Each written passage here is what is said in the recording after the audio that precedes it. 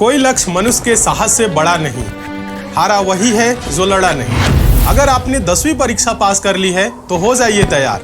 SSC दे रहा है MTS के जरिए सरकारी नौकरी पाने का एक सुनहरा मौका। एसएससी एमटीएस में आपकी 100% सिलेक्शन सुनिश्चित कराने के लिए एसएससी मेकर ऐप पे चलाया जा रहा है मुक्ति बैच, जिसमें आपकी सारी क्लासेस अनुभवी अध्यापकों के माध्यम से एकदम बेसिक से, जीरो लेवल से और चैप्टर बाय चैप्टर चलाई जा रही है। तो बिना देरी किए आज ही ज्वाइन करें एसएससी मेकर का मुक्ति बैच। अधिक जानकारी के लिए डाउनलोड करें एसएससी मेकर का ऐप और दिए गए नंबर पर कॉल करें।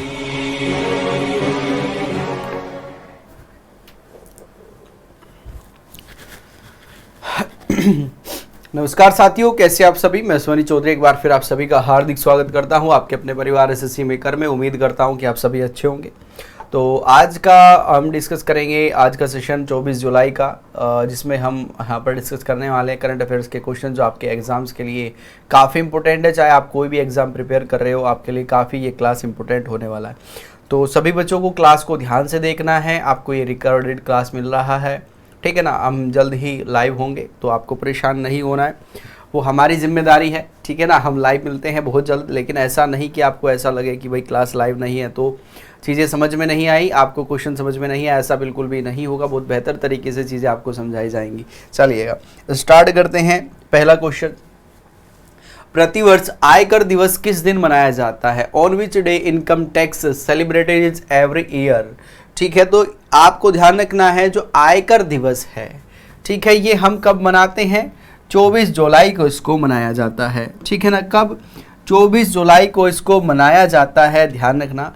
इसकी जो शुरुआत अगर देखी जाए तो 1860 में, ठीक है ना, 1860 के दशक में ये एक शुल्क के रूप में लिया जाता था, ठीक है ना। एक शुल्क के रूप में आयकर को लिया जाता था, ध्यान रखिएगा। लेकिन अगर हम देखें जैसे जैसे चीज़ें बदली, अगर वर्तमान की हम बात करते हैं तो इसके लिए एक सीबीडीटी आयोग बना दिया गया है, ठीक है ना। इसके लिए क्या बना दिया गया? एक सीबीडीटी आयोग बना दिया, यानी कि central board of direct taxes. तो ये एक हमारा जो आयकर है ये प्रत्यक्ष कर है। कैसा कर है? प्रत्यक्ष कर है। प्रत्यक्ष कर का मतलब ये हुआ कि ये जो ऐसे कर जो जिस पर पड़ते हैं और जो उनका वहन करता है, ऐसा कर जिस पर ये लगता है और वही इसका भुगतान करे, तो उसको प्रत्यक्ष कर कहा जाता है, डायरेक्ट टैक्सेस कहा जाता है। तो ये आपका आयकर अगर आपसे पूछ लिया जाए किस में आएगा, तो ये डायरेक्ट टैक्सेस में आएगा, यानी कि प्रत्यक्ष कर में आएगा। क्वेश्चन वैसे भी आपका वहाँ पर बन सकता है। इसके लिए एक आयोग अलग से है जिसको हम सीबीडीटी कहते हैं, यानी कि central board of direct taxes इसको कहा जाता है, ठीक है। और इसके जो अध्यक्ष हैं या अध्यक्ष कह सकते हैं आप, नितिन अग्रवाल हैं। कौन है? नितिन अग्रवाल है, ध्यान रखना। इंपॉर्टेंट क्वेश्चंस में आप इसको टिक करेंगे क्योंकि यहाँ से क्वेश्चंस आपको बार बार फ्रेम करके रिपीटेड, इकोनॉमिक्स में भी आपको ये हेल्प करेगा।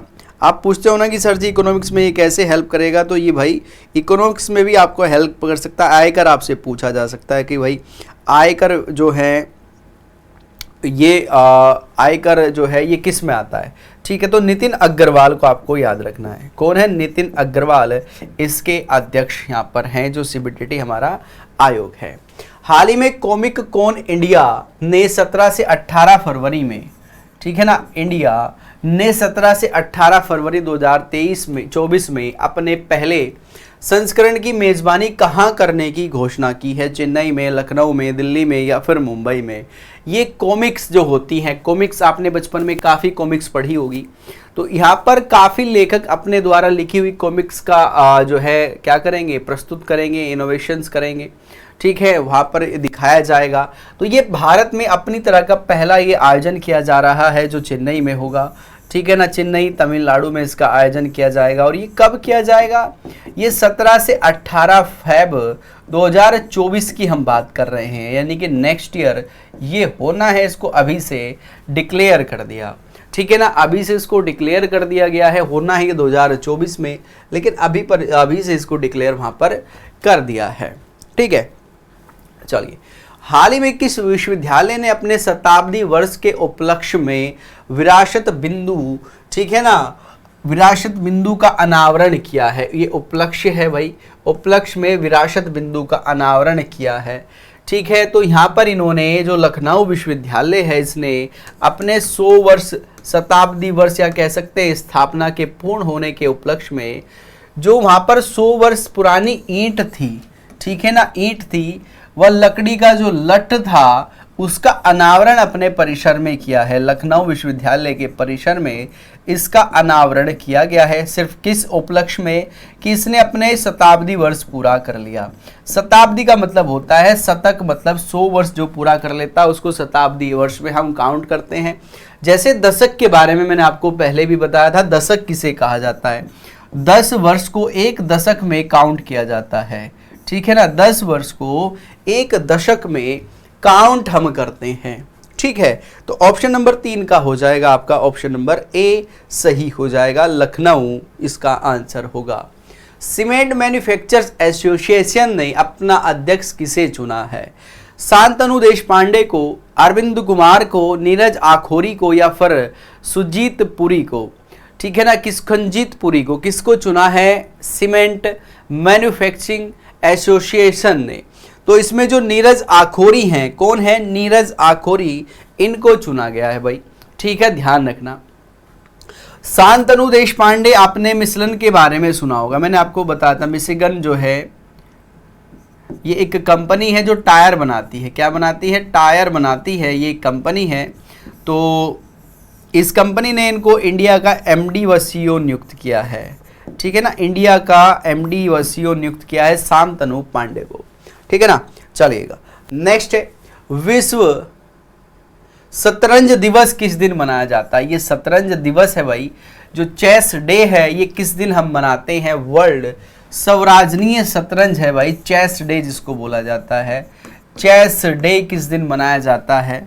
ये 20 जुलाई में मनाया जाता है, 23 जुलाई में मनाया जाता है या फिर 22 जुलाई में या 25 जुलाई में इसको हम मनाते हैं। तो विश्व शतरंज दिवस हम 20 जुलाई को सेलिब्रेट करते हैं। कब करते हैं? 20 जुलाई में विश्व शतरंज दिवस मनाया जाता है। मैं शायद उस दिन इसको ना कर पाया हूँ क्वेश्चंस को, लेकिन आप फिर भी ध्यान रखिएगा, ये क्वेश्चंस आपके लिए इम्पोर्टेंट है। आपसे पूछा जा सकता है कि विश्व शतरंज दिवस कौन है, किस दिन मनाते हैं, ठीक है। और हमारे पहले ग्रैंड मास्टर जो बने थे इसमें विश्वनाथ आनंद बने थे, ध्यान रखना, ठीक है। हाल ही में किस कंपनी को इकोनॉमिक टाइम्स ईटी जिसको कहते हैं HR world future skill award 2023 से सम्मानित किया है? ये टीसीएस है, ये भेल है, ये आपका एनटीपीसी है या फिर आपकी एचएचपी है, यानी कि एचपी, ठीक है ना, हिंदुस्तान पेट्रोलियम जिसको हम कहते हैं। तो इकोनॉमिक टाइम्स के द्वारा वर्ल्ड फ्यूचर स्किल अवार्ड से जो सम्मानित किया गया, ये किसे किया गया? ये एनटीपीसी को सम्मानित किया गया है। किसे?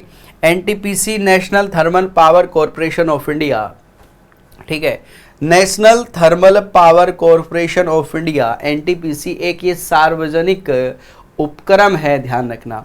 सार्वजनिक उपक्रम का आप मतलब समझते हो ना कि जहां पर सरकार की हिस्सेदारी 51% पहुंच जाएगी, वो क्षेत्र सार्वजनिक उपक्रम में आएगा।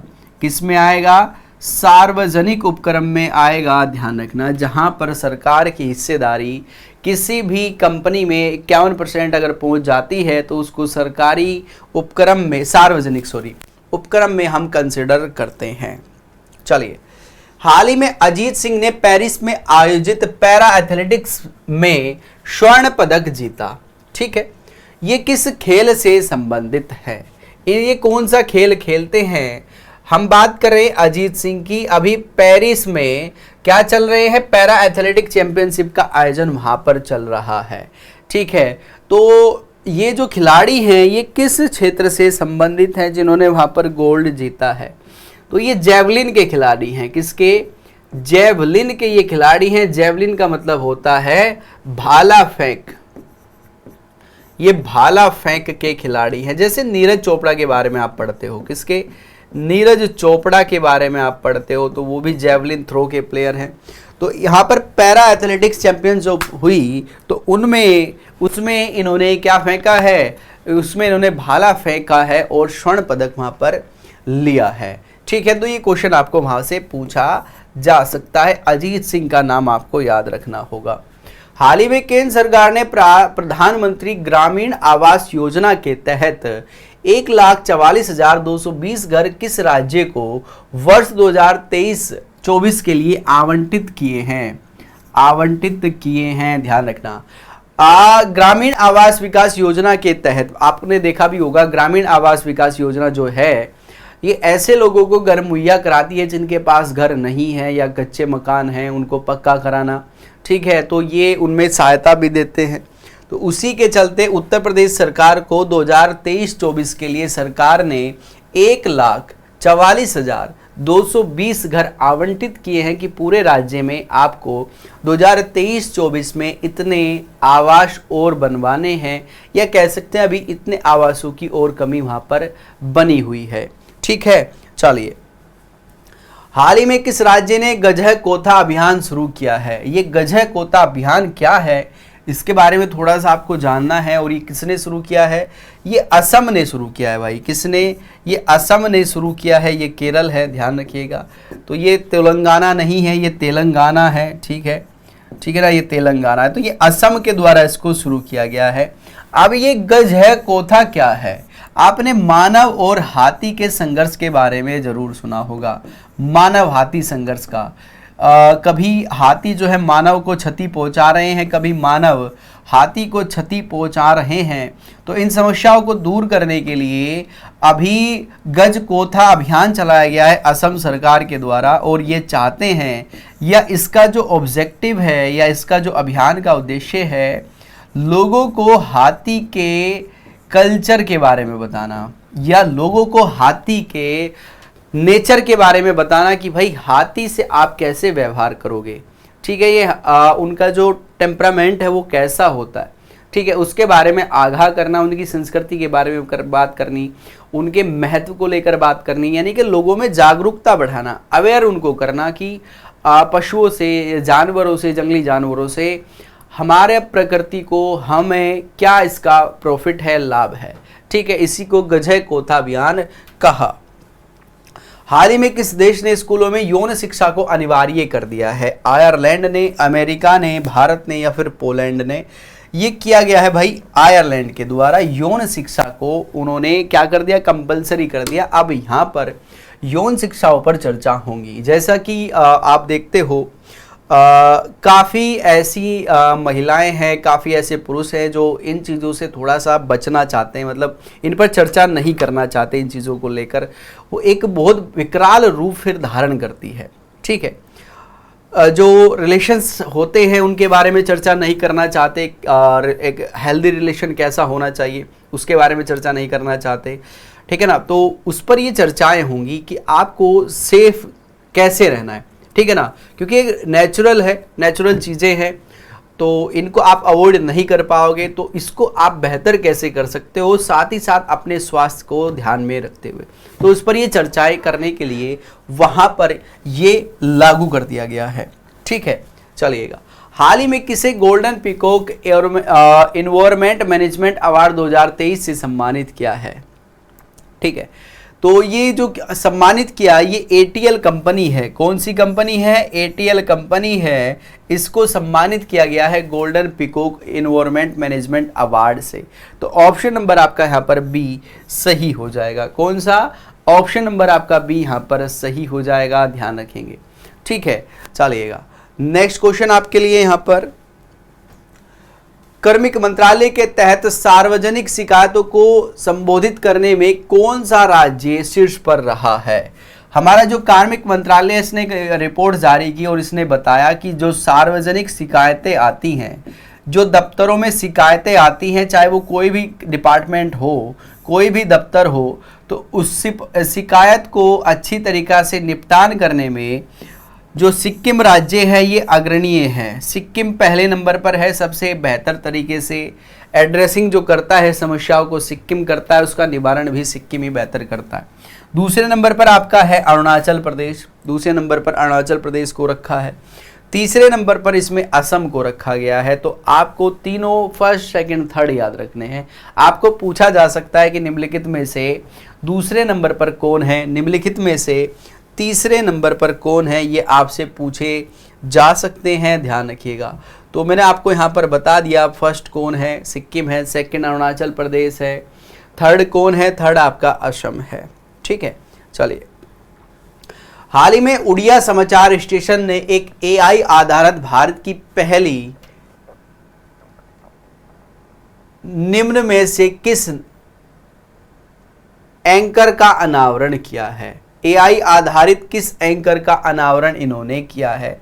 जो आर्टिफिशियल एंकर है और ये समाचार को पढ़ती है, तो इसका नाम है लीशा। लीशा नाम की AI एंकर को इन्होंने क्या किया है?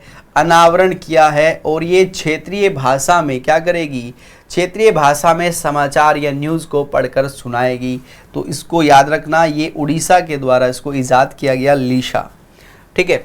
हाल ही में प्रीति अदलाम्य को भारत के बाहर किस प्रौद्योगिकी संस्था कैंपस का निर्देशक बनाया गया? जो प्रीति अदलाम्य है, ये IIT मद्रास जो है आपका, IIT मद्रास जो है, ये कहाँ पर किया जाएगा? ये किया जाएगा आपका IIT मद्रास, कहाँ पर? जंजीबार में। तो जंजीबार का इनको क्या बनाया गया है? जंजीबार का इनको बनाया गया है, निर्देशक नियुक्त किया गया है। क्या नियुक्त किया गया है? निर्देशक नियुक्त किया गया है, ध्यान रखना। तो ऑप्शन नंबर आपका B यहाँ पर सही हो जाएगा। कौन सा? ऑप्शन नंबर B यहाँ पर आपका सही हो जाएगा, ध्यान रखेंगे। ठीक है। नेक्स्ट है कि हाल ही में किसने अभिजीत चक्रवर्ती को बैंक कार्ड का CEO नियुक्त किया गया है? तो किस बैंक का इनको क्या किया है? अभिजीत चक्रवर्ती को बैंक का, जो बैंकों में क्रेडिट बनाते हैं, क्रेडिट कार्ड बनाते हैं, क्रेडिट कार्ड बैंक शाखा का इनको CEO नियुक्त किया है। तो ये SBI ने किया है। किसने भाई? SBI ने किया है, ध्यान रखना। यानी कि स्टेट बैंक ऑफ इंडिया ने अभिजीत चक्रवर्ती को, जो बैंक में क्रेडिट कार्ड बनाने वाली संस्था है, शाखा है, उसका CEO नियुक्त किया है। ठीक है। अगर हम SBI की बात करते हैं, तो SBI की अगर हम बात करें राष्ट्रीयकरण की, तो 1955 में इसको राष्ट्रीयकरण किया गया था। इसका जो हेडक्वार्टर है ये कहाँ पर है भाई? ये इसका मुंबई में इसका हेडक्वार्टर है। कहाँ पर? मुंबई में इसका हेडक्वार्टर है। और ध्यान रखिएगा, इसके जो चेयरमैन हैं, ठीक है, इसके चेयरमैन कौन है? ये हैं दिनेश कुमार खारा। कौन है? ये हैं दिनेश कुमार खारा। तो ये आपसे पूछा जा सकता है कि भाई अभी वर्तमान में SBI के चेयरपर्सन कौन है? दिनेश कुमार खारा हैं। और यहाँ पर बैंक कार्ड जो बनते हैं, क्रेडिट कार्ड है, तो उसके लिए जो CEO नियुक्त किए गए, अभिजीत चक्रवर्ती को नियुक्त किया गया है। ठीक है। तो ये था आज का आपका सेशन करंट अफेयर्स का। आपको कैसा लगा ज़रूर बताएंगे। कोई क्वेश्चन आपको समझ में नहीं आता, आप उसको कमेंट बॉक्स में ज़रूर लिखिएगा। कोई आपको समस्या इसमें आती है, आप उसको कमेंट बॉक्स में लिख सकते हैं। ठीक है। और आपके बिहार पुलिस के लिए यहाँ पर लाइव आपका बैच चलता है, महावीर बैच, जिसमें क्लासेस आपको रिकॉर्डेड मिलेगी, क्लास नोट्स मिलेंगे, डाउट सेशन की आपको वहाँ पर सुविधा दी जाएगी। मात्र 250 में आपको ये सारी चीज़ें वहाँ पर उपलब्ध कराई जाएंगी। इसके अलावा यहाँ पर और भी आपके बैचेस है, जैसे मुक्ति बैच है आपके TS के लिए, बिहार पुलिस के लिए महावीर बैच है, MP पुलिस के लिए आपका महाकाल बैच है, आपका श्योर सिलेक्शन बैच है। ठीक है। तो आप इन सभी को वहाँ पर देखिएगा। ठीक है।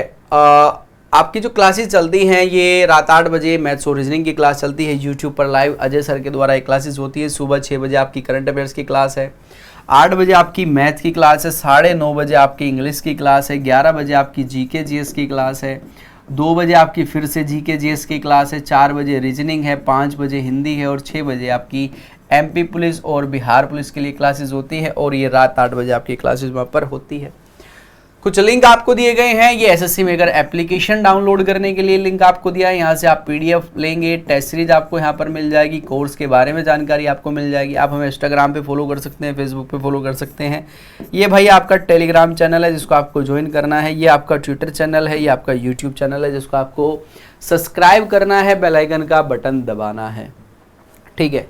तो सारे नोटिफिकेशन आपको यहाँ पर मिलेंगे, जो भी नोटिफिकेशन हमारे यहाँ पर आते हैं। ठीक है। सब आपको यहाँ पर मिलने वाले हैं, जितनी क्लासेस होती है यूट्यूब पर। एप्लीकेशन पर जाने के लिए आपको डिस्क्रिप्शन में ये लिंक मिल जाएगा, या डायरेक्टली आप गूगल पे भी जाकर इसको डाउनलोड कर सकते हैं। डायरेक्ट गूगल प्ले स्टोर पर जाएं, एसएससी मेकर, वहां से आप इसको डाउनलोड कर सकते हैं। तो ये था आज का आपका सेशन, आपको कैसा लगा ज़रूर बताएंगे। कोई क्वेश्चन समझ में नहीं आता आप उसको कमेंट बॉक्स में लिखिएगा, ठीक है ना। जितनी चीज़ें आपको बताई सारी की सारी चीज़ें इंपॉर्टेंट है, आपको एक भी चीज़ मिस उसमें नहीं करनी है। तो मिलते हैं नेक्स्ट क्लास में, तब तक के लिए नमस्कार, जय हिंद, जय भारत।